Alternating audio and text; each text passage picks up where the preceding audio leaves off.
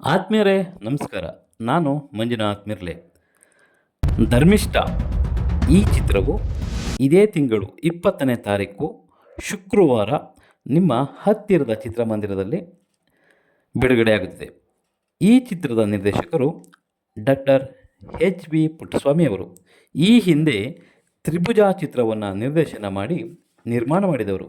ಈ ಧರ್ಮಿಷ್ಠ ಚಿತ್ರದ ನಿರ್ಮಾಪಕರು ಲಯನ್ ಗೋಲ್ಡ್ ಸುರೇಶ್, ಮೈಸೂರು.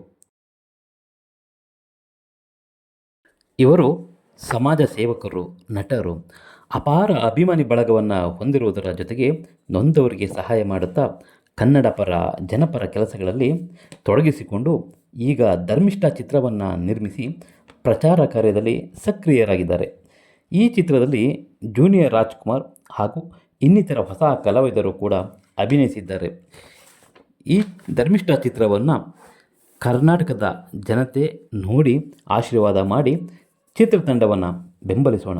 ಧನ್ಯವಾದಗಳು. ಮಂಜುನಾಥ್ ಮಿರ್ಲೆ.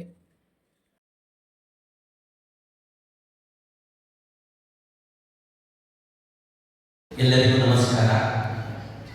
ಗೋಲ್ಡನ್ ಸುರೇಶ್ ಫಿಲಮ್ಸ್ ವತಿಯಿಂದ ಗೋಲ್ಡನ್ ಸುರೇಶ್ ನಾನು ಮೊದಲನೇ ಫಿಲಮು ಧರ್ಮಿಷ್ಠ ಫಿಲಮ್ ತೆಗೆದಿದ್ದು.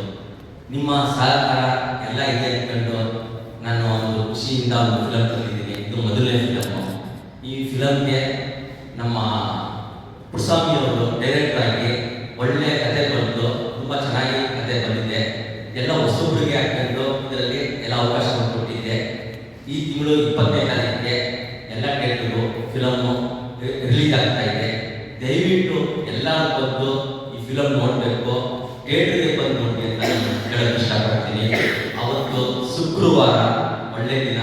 ನಮ್ಮ ಚಾಮುಂಡೇಶ್ವರಿ ಆಶೀರ್ವಾದ ನಮ್ಮೆಲ್ಲರಿಗೂ ಅಂತ ನಾನು ಕೇಳ್ಕೊಳಕ್ಕೆ